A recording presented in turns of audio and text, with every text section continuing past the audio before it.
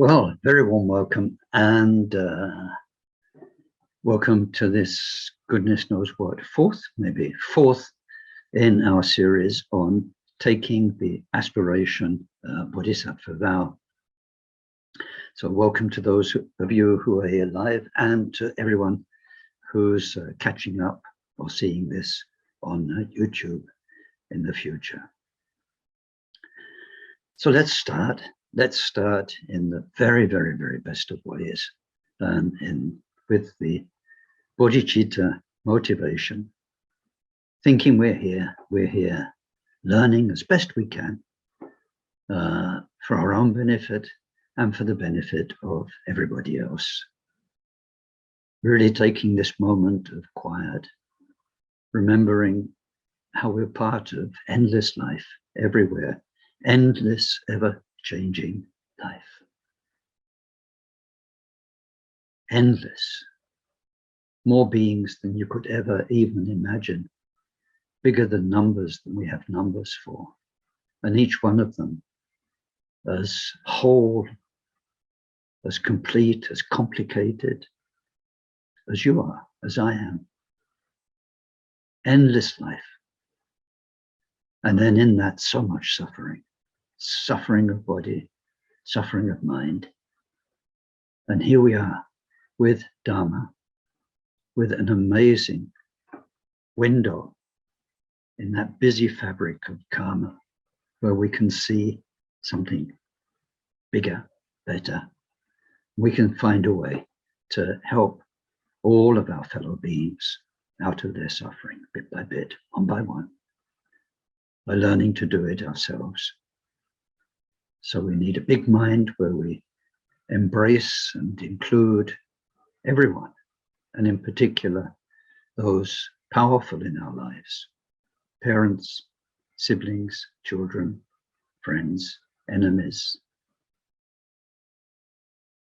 And we include them with a loving mind, which is the biggest love we can imagine, we can muster up, a real love,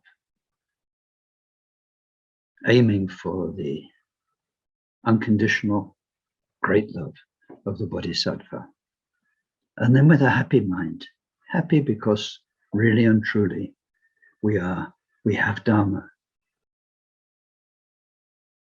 So, thank you. Sonje chodan soje chonamla jancho badun tane chapsunche. Tagi jinso jipe sanamje. Rola penchira sonje drupare shu. Semchen tamche dewa dang dewe jodan dempare choche. Dungal dang dungal je jodang shalvare choche.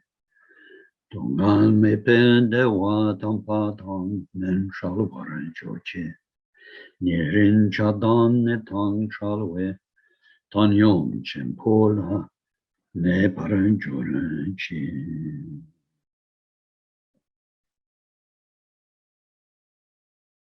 Deyanta shame shamavati shameta sha chomam kurimam kurimarazite karota ke ori te zovati oloyani beshudan male malapan ye kure kaka grase grasana muke paramuke amuke shametane savakraha Bandhananene grihita savapava pravadina vimukta marabhasha satapita Bunda mudrano gatita savamare butsarita parishuddhi vikasantu savamarakama.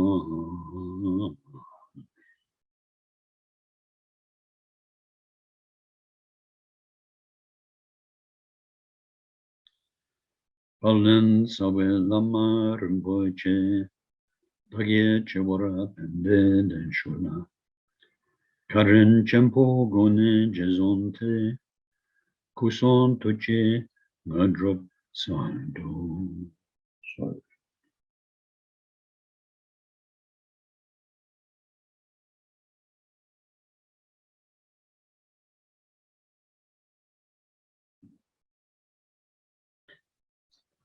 Okay, so we have a lot to do today, as usual, and I have to apologize, as usual, that we're going to just touch on subjects, each one of which would deserve a whole teaching, days of teaching. So, but that's the way it is. And we are looking at the steps of the Bodhisattva Vow ceremony. And we started last week looking at what we call the 7 branches of practice expressed through the 7-branch prayer, and seeing that although the prayer is just 1 or 2 words for each branch, actually the practice itself, the 7 practices together, are very, very much what we'll be doing as bodhisattvas once we've taken the vow. So, yeah, I'm just checking that this is recording. So before we plunge back into the details, let's remember what we're doing, and without which the details just become practices, structures that may have no value at all. So the whole point is, somehow we've realized what could happen with this mind of ours. It could get purer and purer and lighter, more and more stable, more and more peaceful, until in the end, it is the most wonderful mind that could ever be. We have all the raw material, like in the past, all the bodhisattvas all started off like us, ordinary people. And bit by bit, they followed a training that worked on their mind, that unveiled, unmasked, revealed their minds, and showed them how to work, to develop all the good things and get rid of all the poisonous things, until the mind is free, and then totally free, totally pure and perfect. So we've realized that despite all of our samsara, despite all of the complicatedness, that's complications inside us, we can do that. And if we do that, it's the best thing we can do for ourselves, and it's the best thing we can do for everybody else. Double value. It's called benefit for oneself, benefit for others. In order to do that, we are going to become natural. Just now, we are unnatural. We're going to become clear-minded. Just now, we're confused. We're going to become aware of truth. Just now, we are deluded. We are going to become unlimited. Just now, we are limited, and so on. The 7 branches of practice are to get rid of the delusion, the limitation, the ignorance that is so familiar to us, because it's what we are. So starting from where we are, as you, as me, then it looks like an awesome process to enlightenment. But we are just getting rid of what is unnatural, like greed. It's poisonous, it causes us trouble, causes us to have a narrow, limited mind. It stops others from benefiting from our wealth in all areas. So we're becoming natural by getting rid of greed and clinging. And becoming natural, which is just generous. We are part of everybody. We can share with everybody without fear, without problem. That's natural. So the 7 branches are 7 remedies to what make up what we call ego, this prison based on the delusion of a fixed me self. Now we're going to do that in a very nice way. The Bodhisattva path is a very kind and an incredibly intelligent path. In Buddhism, in Buddhist traditions, you'll find two paths: the gradual path, which is kind of step by step to enlightenment, and the sudden path, which sounds great, maybe tomorrow. Woo! And there you are, sorted.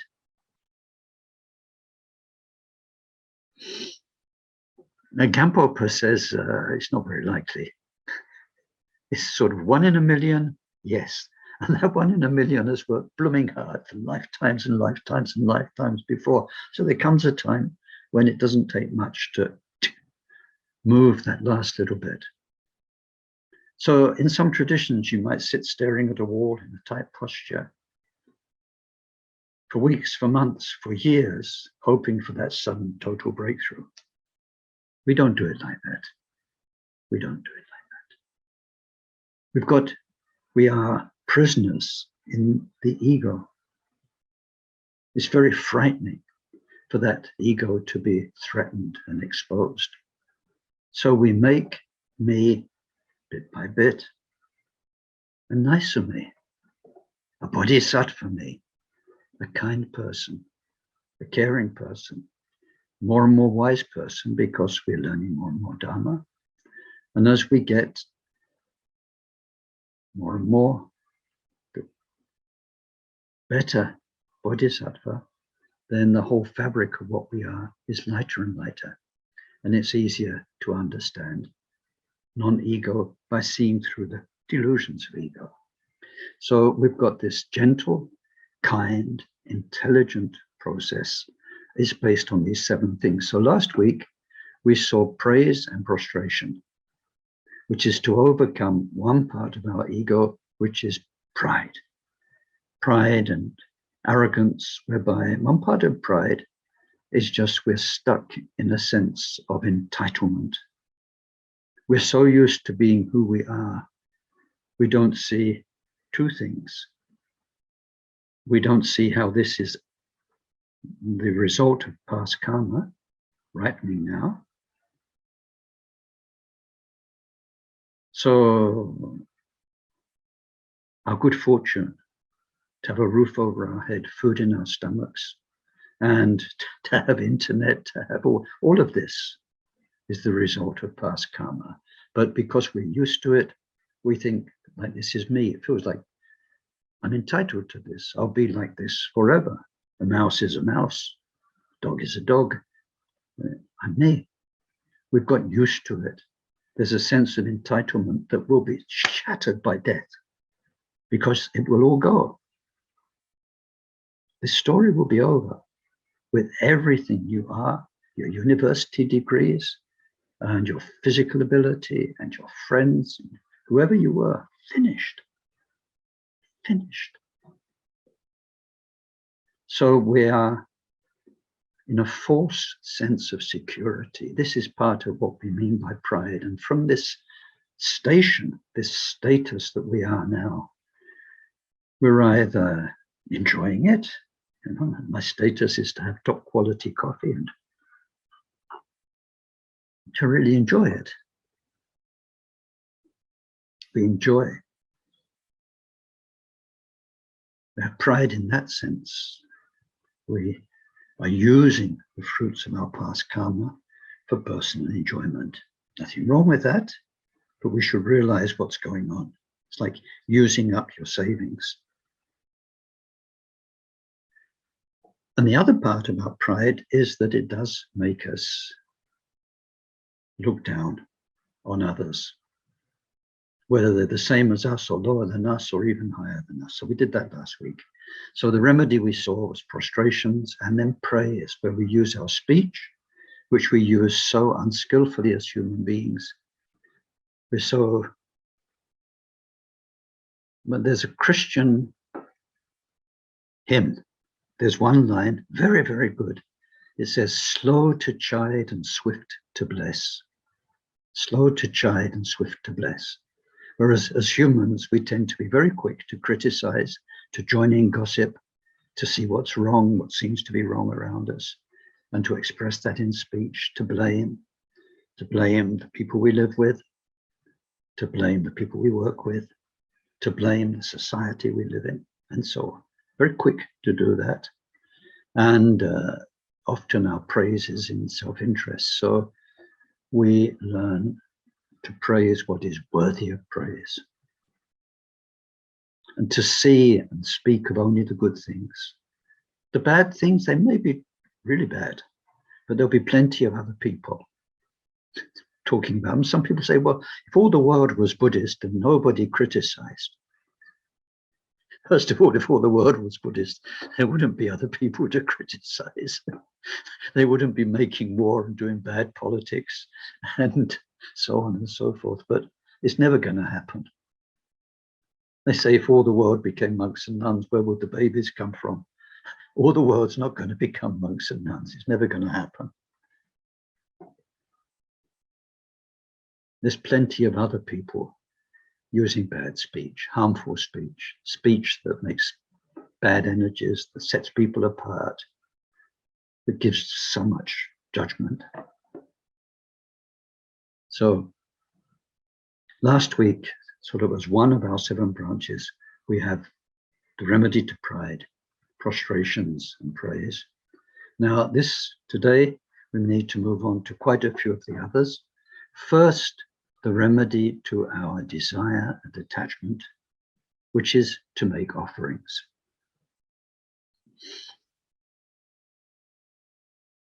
The only use of offerings is when they get rid of your ego and your desire and attachment.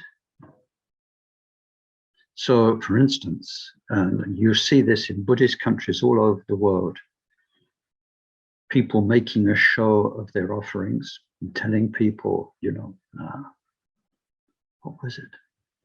I overheard a conversation. I suppose I shouldn't overhear conversations, but it was at the Kajuman, and thousands of people, I forget how many, 7,000, 9,000, a lot of people.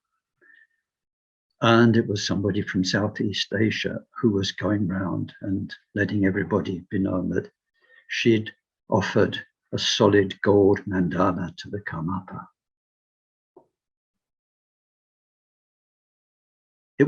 So it may have been a wonderful offering, I suppose, if gold's wonderful.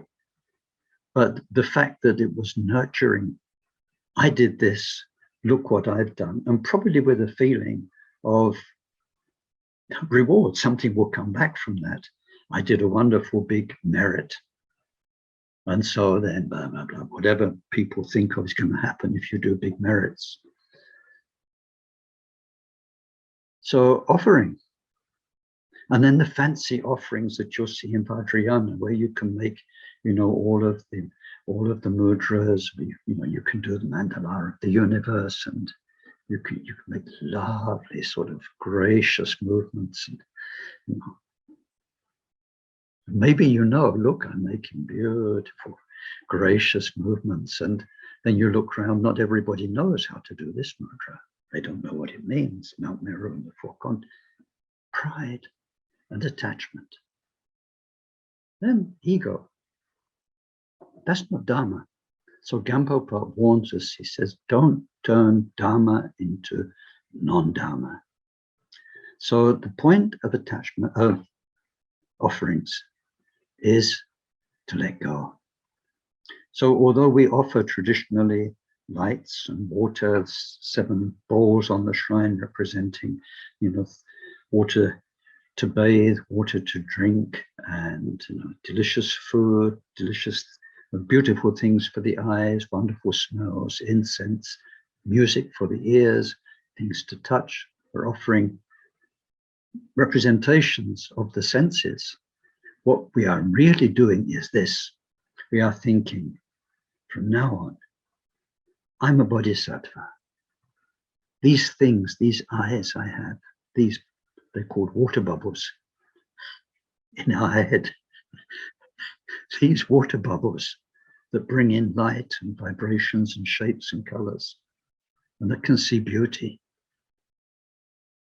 Rather than that being used selfishly, and whereby we want to take these eyes to places where they can see white sand beaches and blue seas, and see the things that eyes like to see. because of your mind, for me, for my pleasure. These eyes are now an offering to all beings. The power of sight, of witnessing, of seeing, will be mindful seeing. Mindful means the mind is full of the Buddha's teachings about what you're seeing, what goes on, wisdom, and how to offer it. So it's great. You can go past a flower shop, and instead of thinking, oh, I might get that for my sitting room, because that will look nice on the table, then we can, in our mind, offer all of the flowers to all the people in places without flowers, and offer all the beauty, the visual beauty that there is. Everything we see becomes a trigger for offering. And when we offer to the Buddhas and Bodhisattvas and the refuges, and to the lineage, for the benefit of all beings. So that instead of our eyes having a selfish moment, we have a devoted, open, feeling part of the goodness of the universe, helping all beings. Again and again, we train our eyes. So when we say, I offer flowers, you offer flowers on your shrine, really we're offering our power of sight. And the same with hearing. Music can be so wonderful. In a few seconds, music can lift you. It can change you. It can take you emotionally, feeling-wise, to places. Spiritually, it can lift you up into new dimensions. So rather than that being a selfish experience whereby we kind of, we're gone and we're gone and we're more gone, or if you like rock music, boom, boom, boom, boom, boom, you're there, kind of boom, I'm enjoying, booming, booming, boom, boom, like this. Then we offer the power to hear sound, the power of our hearing to be able to decipher speech and understand teachings. So we offer it again and again to what is worthy in a meaningful way, and bringing into that whatever Dharma, Bodhisattva Dharma we have. And the same with the other senses. We saw when we had the refuge ceremony and the commitments of taking refuge, we offer the first mouthful of food, its taste, its texture, the experience, to the refuges, and we say the refuge prayer when we eat it. And then nerve sensations. That's a huge area. Being warm, being cold, being hungry, being thirsty. Sitting in the most comfortable armchair. Lying on moss in the summer, whatever it is, our body, and then touch and texture. Rather than being selfish, everything we are is becoming a way to enhance and strengthen our Bodhisattva path. Excuse me. So we offer the 5 senses. But not just that. We are offering anything we're stuck with, anything we are clinging to, anything which is limiting us because somehow we're involved with it. So it could be meditation experience, which seems like a good thing. It's the same. Whether you have blissful experience, incredibly peaceful mind, very quiet, shamatha mind. If you're attached to it, if there's that kind of I clinging to it, it's not Dharma. It's still peaceful. It's still blissful. It's still maybe sensations you never had before and that you're amazed to discover, your body energies. But they can be used for good or for evil, body energies, sensations. So we need to offer up before we get involved with it when we have meditation experience, which is what people say good. When we come next year, when we come back from the holidays, the first course is about Buddhist meditation. And what most people call a good meditation after a session, say, did you, I had a good meditation. They mean it felt nice. That's not a good meditation. You might have been totally paranoid for an hour sitting in the shrine room, thinking, when the hell is this going to end? I can't take it anymore because my mind's full of all sorts of stuff I wish wasn't there. Of course, it's in your mind. It's part of you. But maybe that was the best meditation because you're discovering your own neurotic patterns, habits you never knew you had. So anyway, we'll be looking next year at what we really mean by a good meditation. So when it's pleasurable experience and we get involved with the pleasure, and then we go in our next meditation trying to get it back, or thinking that was a good one, this one's not so good compared with that, all that kind of stuff, that's not Dharma.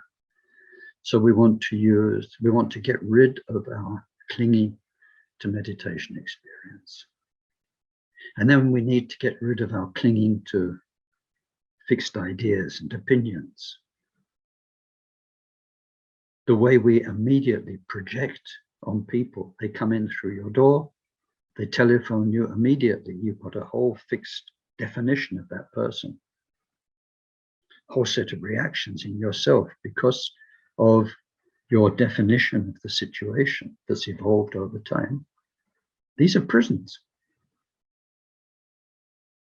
So we need to, and then opinions, all sorts of opinions, and then even Dharma, fixed ideas. And beginners, they get quite excited about no self and shunyata and voidness. And they very often go around telling themselves and sometimes telling other people, I don't exist. Anyway, I don't exist. Anyway, you don't exist. But then one day, that kind of comfort, which can just go, never mind, you don't exist, or never mind, it doesn't exist. One day, the truth of what's happening all around us is going to hit you right in the face. It does exist. And Buddha taught about it existing. It exists dependently. It exists impermanently. It's changing all the time. And there's so much suffering. And I don't exist. I do exist because I carry all this karma. And now I'm seeing inside all these things I see, they're not in anybody else. So many fixed ideas, including Dharma. In the refuge teachings, when we go even deeper than we went last time, it says, in the end, only Buddha mind is the true refuge. Because Dharma, what is Dharma? The truth, our understanding of the truth evolves. What was yesterday's, oh my goodness, this is the truth, disappears because there's tomorrow's even clearer, different understanding. So it says Dharma is disposable by its very nature. It's like travel instructions. You do this, it's like a kid's treasure map. You take 5 paces to the west, and then you do this, and you do that.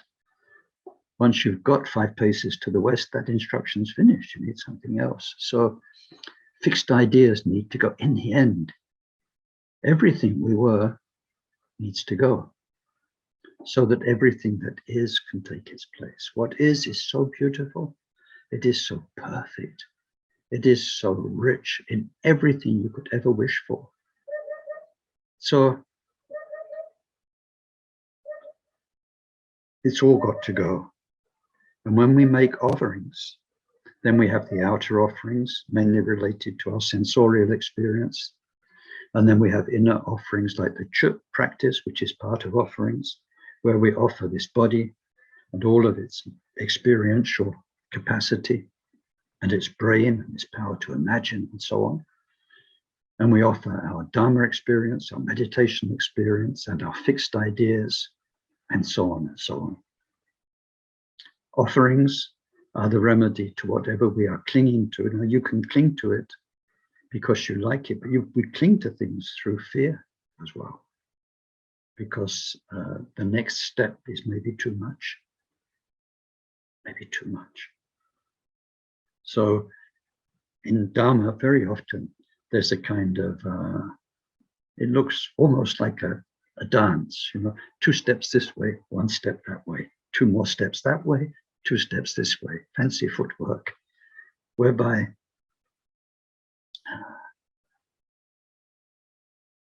we move forward, but then we get to a point that's scary. We get to a point where our ego is challenged too much. We get to the edge, and then sometimes we need to pull back a bit to the edge, regroup our forces like a good fighter, get your strength, take a breath, take a few steps back so you can see the situation more clearly, and then move forward.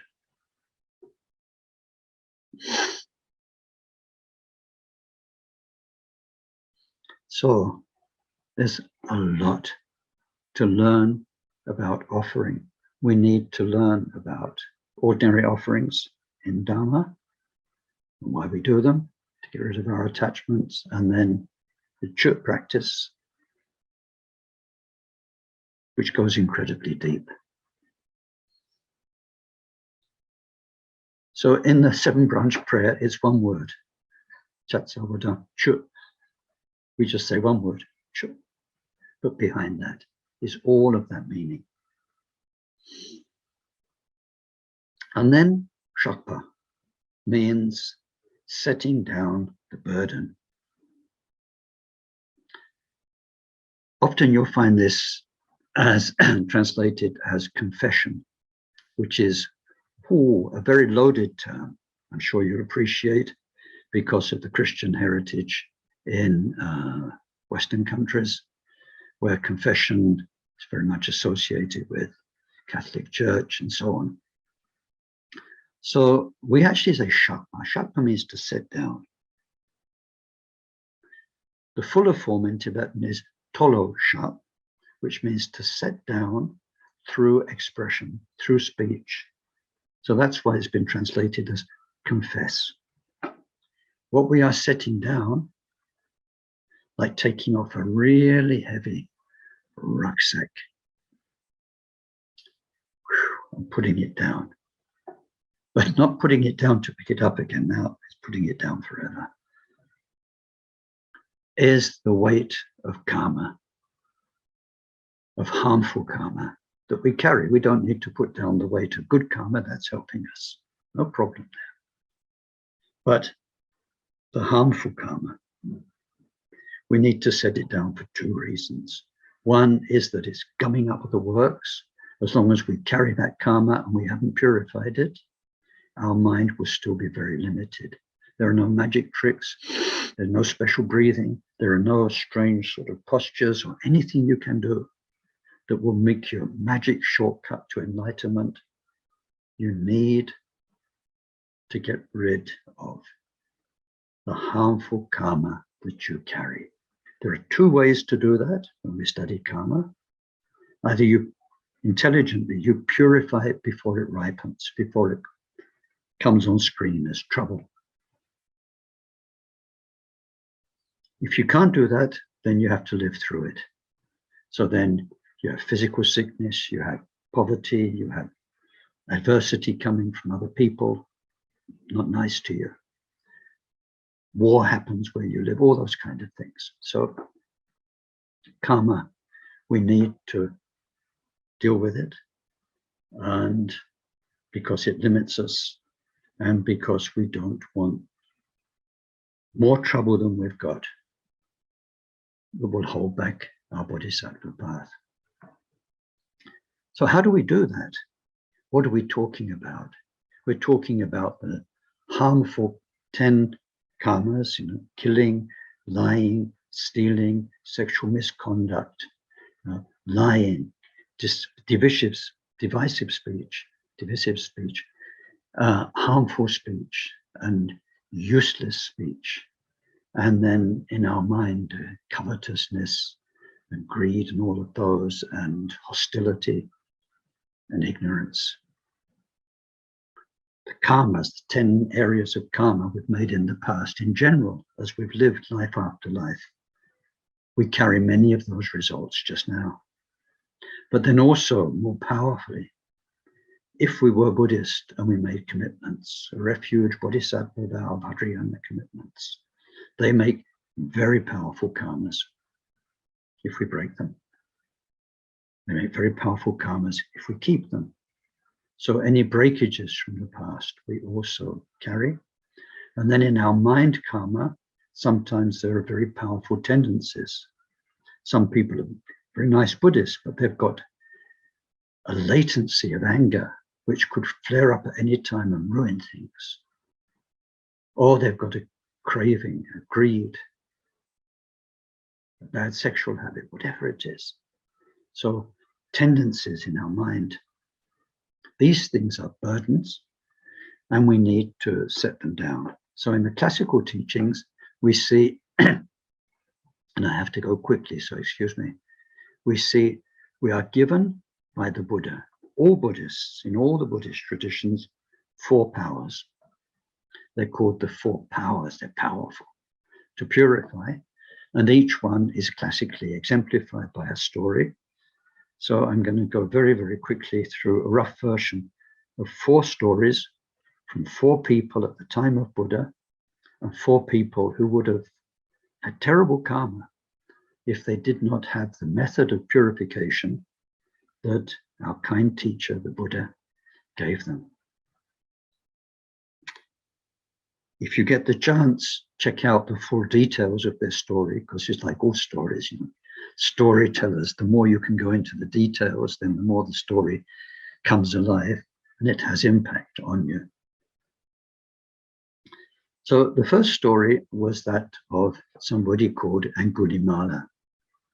And the details are really amazing. So this guy was a good student of a guru, not a Buddhist guru. So he became young, sort of star student. I think it upset a few of the older people who've been around a lot longer, but they hadn't made so much spiritual progress as this newcomer in their ashram. And anyway, to cut a long story short, the guru took a lot of his students away to another place for some spiritual reason.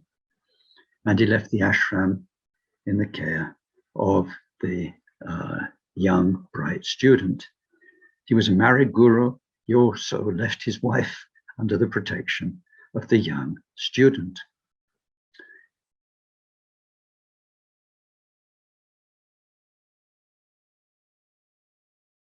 The jealous senior students, when they came back, who wanted to get rid of this person who later became called Angulimala,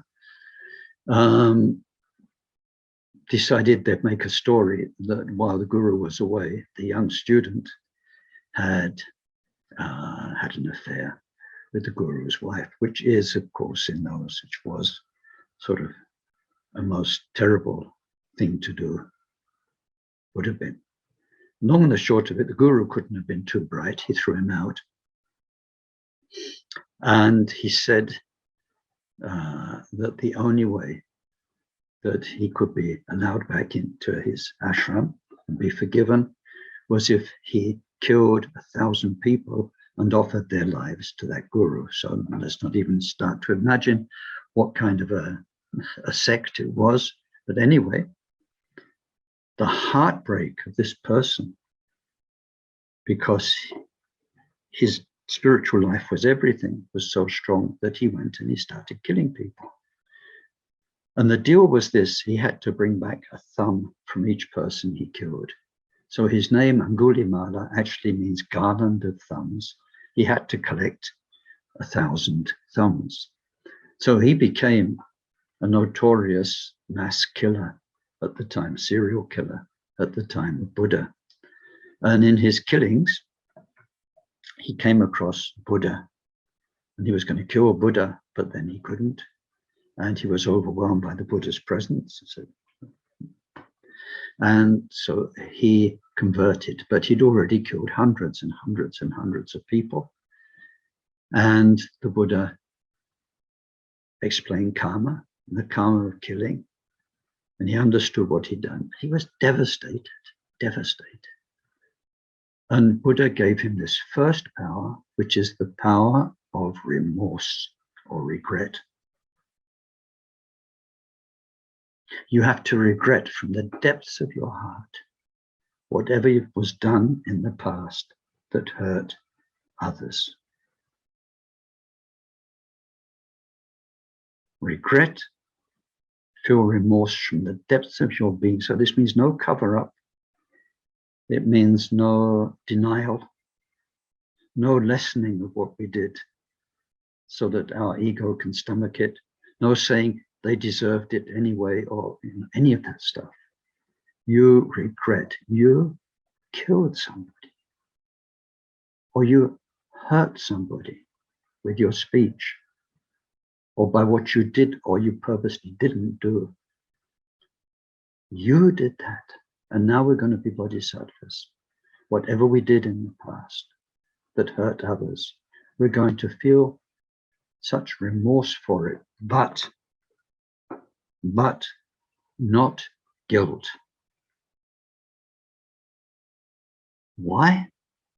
Because the power of purifying your mind, where the karma is carried, lies in your definition of yourself. Not, I'm the killer anymore. Whoever I was a killer. Who I am now is a bodhisattva. If we feel guilt, we are still identifying with the past. Buddha is not asking Angulimala, finger garland, to feel guilty. He's not saying, you wretch, you horrible person, you need to feel so guilty about this that you hate yourself. He's saying, now you've come to what is pure, to what is true, to what is clean. You carry the karma from the person you were before. There's no way out of that. Nobody else has that karma. You do, but it can be purified simply through remorse. If it's long enough and it's sincere enough, but from a place where I am no longer that. No guilt, but deep remorse. We need to think about this. And when you practice it, you really need to feel your way into what it means as you work with your own history. So the story of Angulimala is that through remorse, all of his hundreds of murders, karma, was purified. And what happened at the time of Buddha is that Buddha and his main disciples were healers. And people would come to the Buddha or to his main disciples, and they'd say, look, my father's sick. Can you come and do what they called an act of truth? And so the Buddha or somebody, one of the arhats, would go, and they would say more or less and think, through the purity of my mind now, and through the power of interdependence that I am now connected with this sick person, may the sickness be removed. And that would happen. So one day there was a request for an act of truth, and Buddha came to Angulimala and he said, you should go. And Angulimala said, what? But I can't say through the purity that's in me because I was a killer. And Buddha said, no, that's purified now. And this will show you that it is. So Angulimala went and he did the act of truth, and the person was healed. So first power is the power of remorse. It's very much turned towards what happened in the past. The second power is the power of commitment for the future. And it's to do with this definition of ourselves. In the future, I will never, no matter what might be the reason, I will never kill any sentient being again. I will never lie again. So if we know what we've done in this life, or if through our karma, we have some intimation of what we have done in past lives. For instance, if you've got poverty karma, dramatic poverty karma, then we think I must have stolen or been mean or cheated people in past lives. We might not remember it, but we have all the karmic indications as what we did. Never in the future will I cheat people, will I be dishonest, mislead them, steal from them, and so on and so on. If that commitment is strong enough, then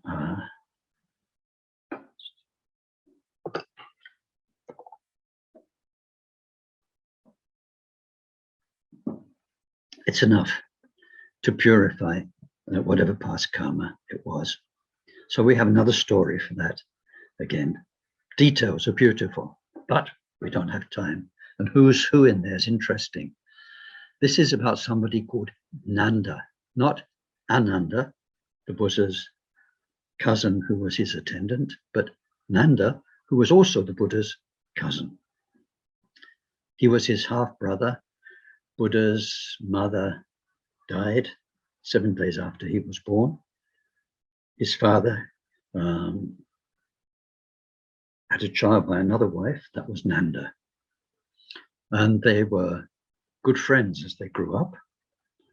And but then Buddha went off. He was an ascetic for 6 years, and then he started teaching thousands of disciples. So it was 7 years before he went back to see his dad in his own kingdom, because his father kept asking him to come and to come. And just a few days after he got back, there was a banquet, and Nanda, his cousin, came to the banquet. Now, here the stories vary a little bit. You can't tell what's the original one or what the storytellers have put in. But anyway, either Nanda comes to the banquet, so he sits close to the Buddha because they're very closely related. He's a cousin. He feels the whole Buddha's splendor and radiance and peace, a cloud of love that surrounds everywhere he goes. And the presence, what we call the presence. As it happens, Nanda was due to start his wedding ceremony. You know, they go on for days and days. Later that same day, that's one version of the story. So the Buddha finishes his meal, and then he doesn't take up his begging bowl to walk away. He gives it to Nanda, who sort of is holding a bowl, and then Buddha gets up and he walks off. So Nanda follows him, thinking he'll take back the bowl. And then when they're alone, Buddha, through the conversation, says, is it today you'll take ordination? And all he wants to do with all of his heart is be like the Buddha. So he does. The marriage never happens. There's another version of the story, but never mind, we don't have time. It's a very touching version where he's already just married and Buddha comes and knocks at the door, and it's a similar story.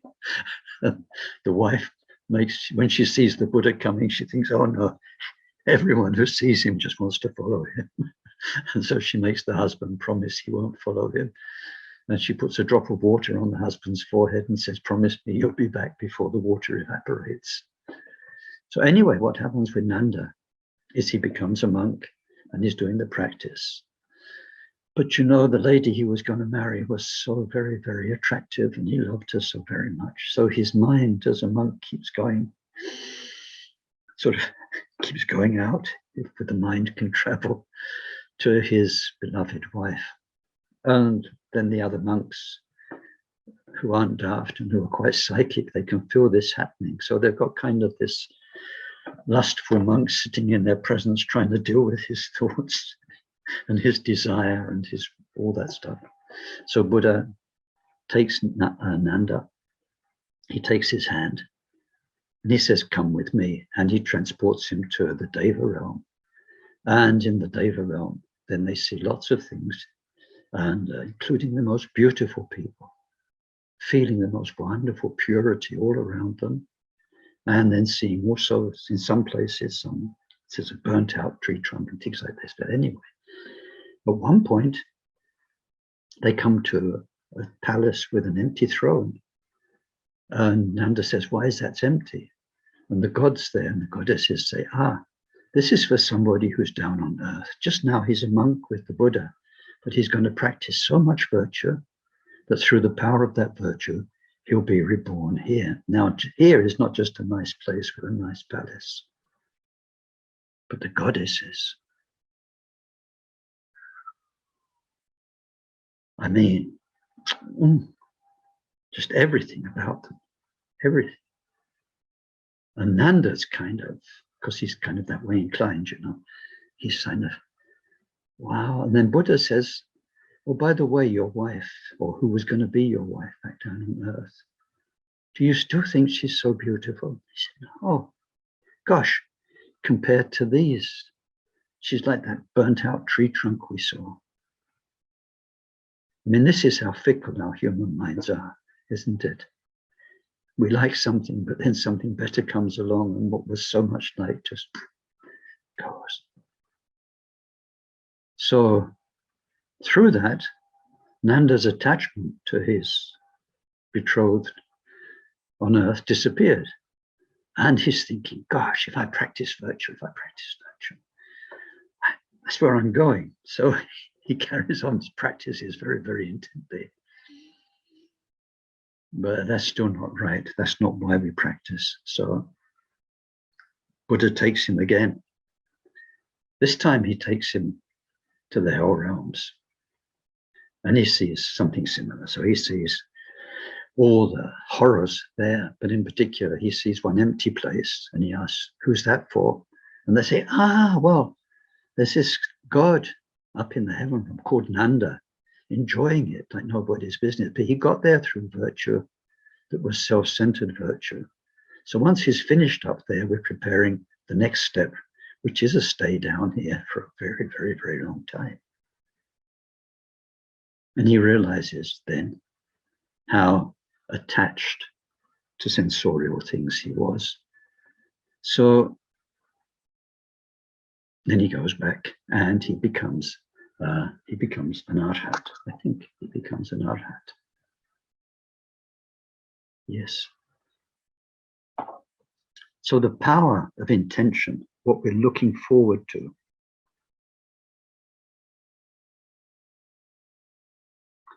can be a remedy for the karma we carry. In that case, a karma of intense desire and attachment to sex and relationships and so on. The third power is the power of remedies. Gosh, I'm going to have to go more quickly, I'm afraid. So here we've got the story of Udayana. Udayana. Again, at the time of Buddha, and excuse me,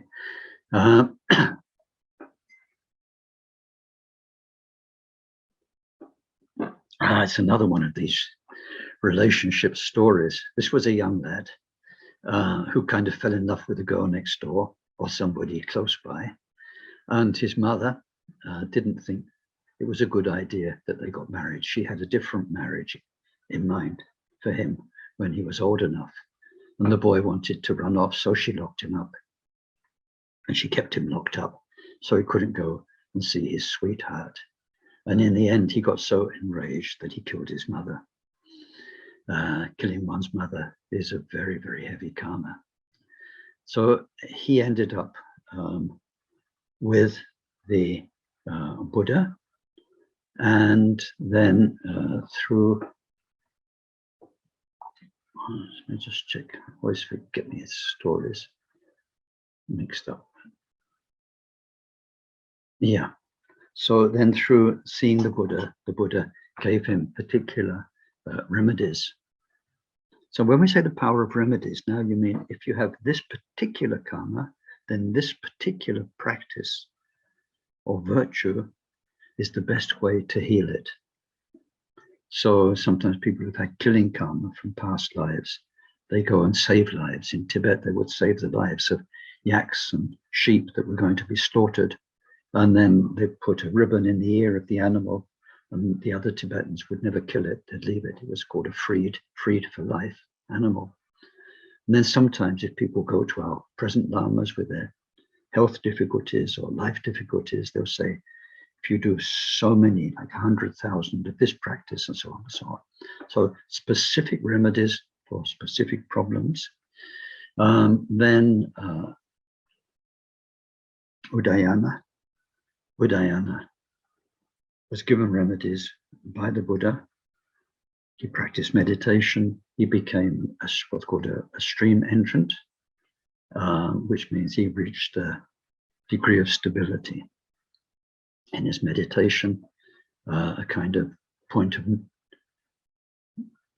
non-retour. I want to say it in French, no dropping back. So the power of specific remedies. The fourth power through which we can purify is called the power of support. Now, this one's very, very important for us. It means that in general, the good things we do, especially taking refuge with our mind, every time we take refuge, especially the Bodhisattva mind, and when we say the Bodhisattva prayer, every time we do it and mean it. In relative terms, the Bodhisattva, Bodhicitta, Bodhisattva mind, the most powerful. And then in ultimate terms, shunyata meditation, being in the pure state of mind, natural state, Buddha nature. Those three purify all things naturally. By bringing them into us, every time our mind goes there, we are purifying so much of across the board, past karmas, not just this one and that one, and regret that sort of thing, or never intend in the future to do this sort of thing, or practicing specific remedies for this karma I carry, but this general thing. I often use an advert from when I was young, so it probably doesn't exist, but there was a bleach called Domestos. And the advert for many years, their slogan was, kills all known germs. So they'd show you a bathroom with a toilet and sink, and Domestos had gone in there, and like, no matter what the germ, you put Domestos bleach there, everything was gone. So the power of support kills all known harmful karmas, no matter what they were. Very, very important. So the story of that is the most complicated story. It's of somebody called Ajatashatru, who was not just somebody at the time of Buddha, he was a big somebody at the time of Buddha. You may know that Buddha had a cousin, Devadatta, who was the second most powerful person in that part of India after Buddha, spiritually, had a huge past behind him, a lot of power, who was Buddha's cousin also, and who caused a breakaway Sangha. He took people away from the Buddha to follow him. He had a lot of influence, and Ajatashatru was a king. He was a prince, and Devadatta convinced him that his father was holding him back from power, and so Ajatashatru killed his father. He imprisoned him and killed him. So he killed his father, which is a heavy, heavy karma. Then he was on Devadatta's side. Later on, he tried to kill the Buddha by getting an elephant very drunk, a very big bull elephant that was famous for its tempers, and getting it drunk and setting it loose on the Buddha and the group of people around him. It didn't work, but he tried to kill the Buddha, which is one of the 5 most heavy karmas as well. And the long and the short of it is that he got instant karma, which is a very rare thing. And he got very unwell. and boils broke out all over his body, and he got very, very sick. He went to Buddha to see if Buddha could help, and Buddha taught him about the power of his karma. And so he became a follower of the Buddha, and then he did lots and lots of things to support the Sangha. And so he supported the Sangha. He built in particular retreats, places for them to stay, support in every way. And through that, although at death he had to be reborn in the hell states, there's no choice because of the powerful bad karmas he committed, very quickly in hell, because of the power of support, his good mind, the support mind of taking refuge, of supporting the bodhisattvas, came back to him, and he was immediately released from those mind's tortures. These 4 powers are what we learn to apply. They take time. We need to understand them. We need to understand what it is to carry karma in the way we do. In Vajrayana teachings, they're all embodied in the Bodhisattva practice, all 4 of those powers. And it's the most efficient, wonderful way to purify. So when we say shakpa, one word, in the 7-branch prayer, we are talking about setting down the burden of karma so that our mind is lighter in weight and is more light and dark. And then next we have rejoicing. It's called rejoicing in virtue. So this shakpa, the setting down of the burdens, is the remedy in general to the mind poison of anger. Because karma that we carry is what makes us upset, not necessarily angry, but makes us hostile. It sets us at odds with life, with other people, this hostility, which brings always discomfort with us, which sets us apart from others. That's part of being an ego. So all of that hostility will be healed by the power of setting down the burden through the 4 powers. And then jealousy is remedied by joy, whereby we become joyful at the good things that other people have, rather than becoming jealous. We develop a state of mind where if the man next door has got a better bicycle than you, then you think, how wonderful, I'm so happy he's got that bicycle. And may he not only have that, may he have a Chakravartin's flying saucer. And we imagine the person having more and more wonders, so that, it's a wonderful mental exercise we do. We take it over the top. So by the time you think, may he not have a bicycle, but a motorbike? No, may he have a car? No, may he have his own helicopter? No, these days none of those are environmentally friendly. Let's give him a Chakravartin's flying saucer and feel happy that, look, my neighbor George can now fly all around the neighborhood and to other planets in his flying saucer. So by the time you finish doing that, you come back to a bicycle. How did you get so upset that he got such a nice bicycle? It's ridiculous that you lost your mind. You got all kind of tense inside. We start to realize the beauty of joy. Okay, well, she didn't marry me, she married him. Wonderful, may it work. May they be happy together. You don't even necessarily think, maybe I'm well out of that, which you might think on a human level as remedial Dharma. You just think, I'm so happy. And then maybe reborn in the Deva realm and have even more wonderful, sublime relationships. So subtle and beautiful, we can't even imagine how they are here on earth. All the time we're imagining somebody being happy. We're joyful. Caring for others. It's the definition of love, longing for others to be happy and make the causes of happiness. And so we learn to rejoice, but then not only that, we take the focus bigger. This person of whom you're jealous was your past best friend, your past parent, your past, so close to you at one life or another in the past. And in the future, that person will be Buddha. So we don't just wish them whatever we're jealous of now. We wish them the very best of Dharma. We wish them to get enlightened before we do.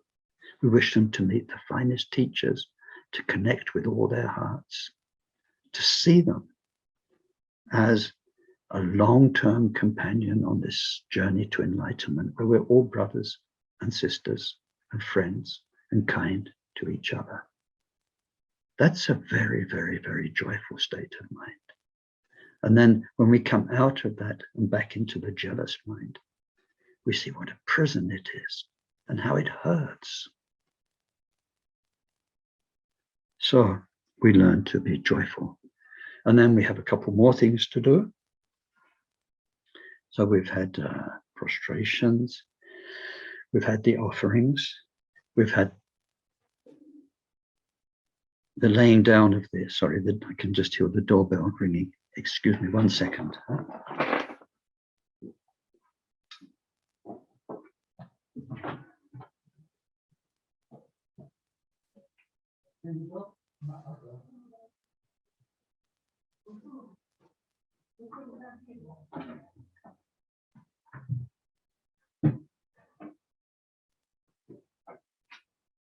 Excuse me, I'm back.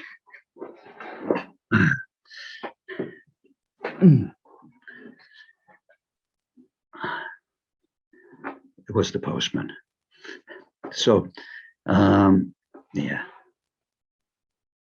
Prostrations, offering, laying down the burden, and then rejoicing in virtue, and then requesting the Buddhas to stay in this world. Now, this is a strange one. We don't really have time to reflect on it. It's deep. It's because in ego, we are kind of plumbed right into our lives. As we wake up to Dharma, we start to see what's going on. So many billions of human beings and other animals. So few people interested in Dharma. And amongst the people interested in Dharma, there are these lights. Those who are well on the way to enlightenment, and in particular, Buddhas, when they come to a world. It's something so rare and precious. And it helps us appreciate that Buddhas in the world mean, like in our present world, we think of those incarnations who are teaching Dharma, helping people, helping the world. When we study what Buddha is, Nirmanakaya, we see all the ways Buddhas can emanate, not just as Dharma teachers, as healers, as scientists, as friends, as a dog to help somebody. Anyway, so, and as we say in the Bodhisattva prayer, may I be a bridge for somebody to cross and so on. So when we realize the Buddhas in the world, but in particular the ones who teach, then we want them to stay in the world because we realize, gosh, what a benefit that will make. And we learn from the teachings about time and space, how many worlds there are where beings just exist. There's no Dharma, there's no Buddhas coming. Just ignorance and the play of karma. So to help us awaken ourselves to the opportunity we have, then we pray the Buddhas to come again and again and stay in the world. But then the next one, number 6, is that we pray for them not just to be in the world and help through all sorts of emanations, but to teach the Dharma. Because we see in our world, for instance, Shakyamuni's Dharma will last for about 10,000 years since the time he, 5,000 years, sorry, since the time he taught. Then there'll be millions of years with no Buddhist teachings in the world. And so long away, the next Buddha to come to our group of people will be Maitreya. So we realize to remind ourselves of the value that right now the Buddha has come, the Buddha has taught, and we have access to these teachings is so real. once we wake up to it. How amazing for you and for I that this has happened, that we're in that place in time and space, nowhere else, just existing. Like around us, so many people, they're just existing. Grow up, exist, and die, finished. It's just karma and more karma. So we pray the Buddhas to teach. Then number 7, we dedicate, which is a huge topic, why and how we dedicate. So anyway, we do the 7 branches of prayer. In the ceremony for taking the Bodhisattva vow. So we just repeat the prayer, that's all. But we should know beforehand that those 7 short phrases apply to these 7 areas. Now, those 7 areas of practice are all there to make our ego less and less, and our bodhicitta more and more and more and more. Let me remind you of what we're going to be doing next time we meet. We're going to be, well, I think, I'm not quite sure. I'm not quite sure. I put my glasses amongst other things here. I think next time we have a usual sort of session. Maybe the first 3/4 of an hour will be rounding off these teachings about taking the vow. And then the vow itself, I imagine, might take 3/4 of an hour. We have a bit more to say than in the refuge, a bit more to repeat, a bit more things to do. So next weekend is the Tonglen practice. So we don't have a Bodhisattva vow teaching next weekend. The weekend after that is the final one, when we take the vow together. Now, you'll need, if you're taking the vow, you'll need some kind of shrine, or at least an image or a picture of the Buddha, of the refuges. And if you can, the space to prostrate in front of that. And then also beside prostrating, you'll be kneeling on your left knee. It won't be too long, but I've known in the past when we've had these ceremonies that if you're not used to kneeling on your left knee, you're sort of down on your knee and you're like this, saying something very solemnly, you can get a bit trembly. So you might want to practice just kneeling on your left knee and saying a few prayers for a while so that you're not falling over from discomfort when we do the actual ceremony. The shrine, space to prostrate, and then also there is homework to do between now and when we come to the last of these sessions. Earlier on in the year, I did 2 Zoom teachings on the Aspiration Bodhicitta. So those of you who, sorry, there's a message from Anne about the December the 4th is the last session. I don't think it is. We need to talk about this when we're finished. So anyway, I'd like you to watch those 2 YouTube recordings of the Zoom teachings, and all of you who are on the mailing list for this course, I'll send you the links so it's easy for you to find those, so that you're very, very clear about the commitment that you're taking. It's a very serious step. We shouldn't take it because we think we ought to take it. Shouldn't take it for any other reason than there's something inside you, even though you know you're a beginner, you know you've got a long way to go, but something inside you feels, I really want to do this. The commitment is simply you're committing yourself to cultivating the Bodhisattva mind, not to Bodhisattva action, simply to cultivating the mind, the mentality of the Bodhisattva. So please, if those of you who want to take the vow next time we meet, then Oh, I think you're right. That message from Anne. Yeah, next week is the last session. I got confused. Anyway, let's look at this in a second. When we do that, then I want you to be very clear about taking the commitment, what you are committing yourself to. So it's all in those two YouTube teachings. So I'll send you an email for that. If you've not got that email by Tuesday, please contact me, because it means your name's not on the list. It should be on the list, but if not, please contact. So I want to finish this session by reading this.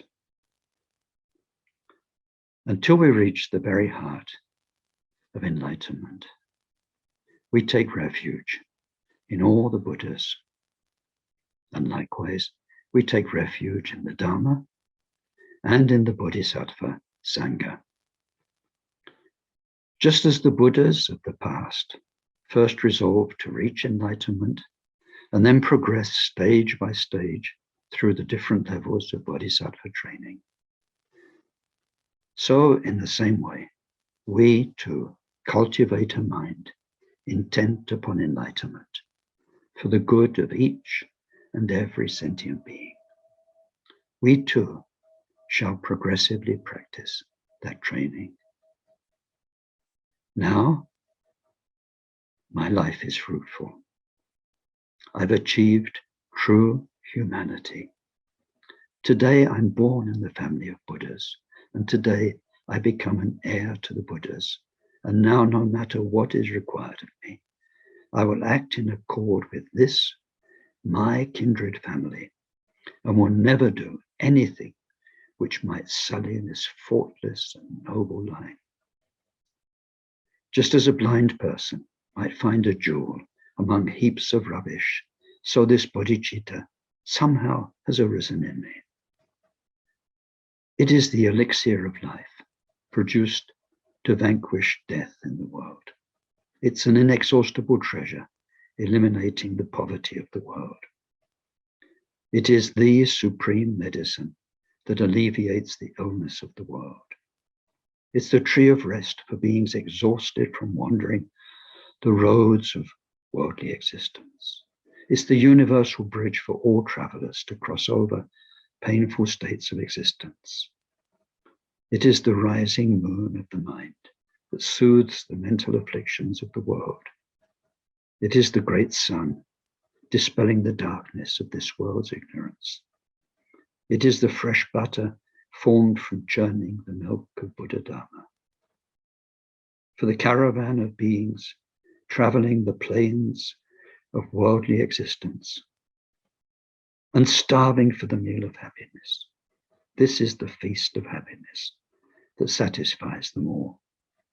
So today, in the presence of all these protectors of beings, I invite each and every sentient being to be my guest at the great celebration of Buddhahood, as well as the well-being until that is achieved.